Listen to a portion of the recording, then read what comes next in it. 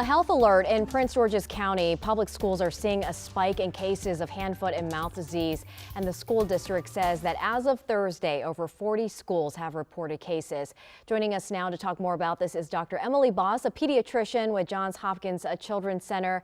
Thanks so much for taking some time out to speak with us. This is obviously happening in Prince George's County, but we see it elsewhere across the DMV. Are you all seeing an uptick in any ER visits?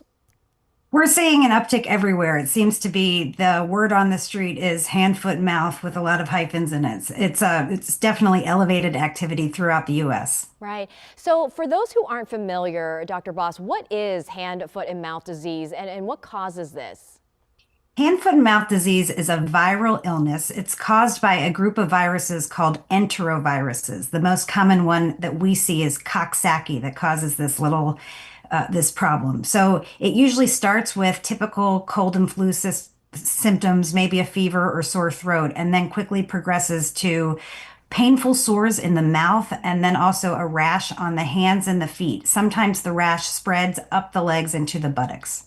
So how long do the symptoms last? Like what can parents do once their child, if their child becomes infected?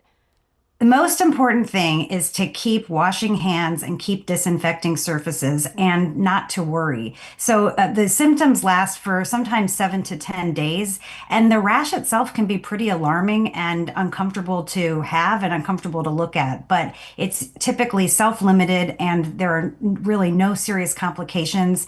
If your kid gets it, you really want to keep them hydrated, keep going with fluids, Tylenol, Motrin. Sometimes you can use a little antacid mouthwash to try to decrease the pain of the mouth ulcers.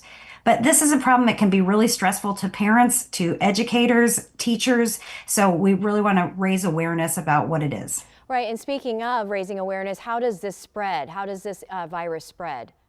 It spreads through all of the regular channels, saliva, mucus, and stool. And so anytime anybody's touching doorknobs, toys, going to the restroom, just interacting in a crowded space, this can be spread. And so that's where those hand washing principles and really trying to keep surfaces clean is the most important. So is one of the misconceptions that this is mostly among kids? I mean, this sounds like even adults could get this virus as well. Yes, it most commonly affects kids who are younger than 5, which is why we most commonly will see this in daycare centers. But now we're seeing it in schools, camps, sports teams, and adults can get it. Often it'll go through an entire household and the parents will get it. And honestly, when adults get it, it can be quite painful. But typically you've developed some immunity to these strains of enterovirus by the time you're an adult. But nobody is safe. So, Dr. Boss, what can schools realistically do to limit the spread once it starts? What's the message here? We want kids to stay home until they're fever-free without medication for 24 hours.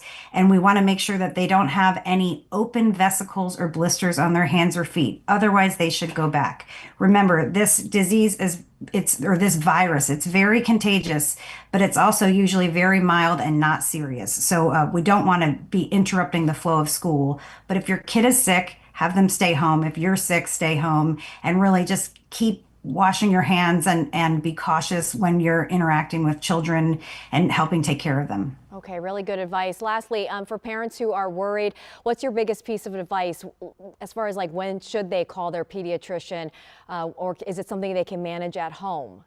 You almost can always manage it at home, but if you are concerned about your child and you want confirmation, you should call your pediatrician or call urgent care to make sure. The biggest things that we'll see that we don't want to have happen are kids can get dehydrated if the mouth sores are very painful and they're not drinking, or the rash can get infected if they're scratching too much. But most often, this is a self-limited disease that goes away on its own. So we just want you to feel better and know that this will go away. Okay, Dr. Emily Boss from Johns Hopkins Children's Center, thank you so much. That was really insightful. Thank you for your time. Thanks for having me. Of course.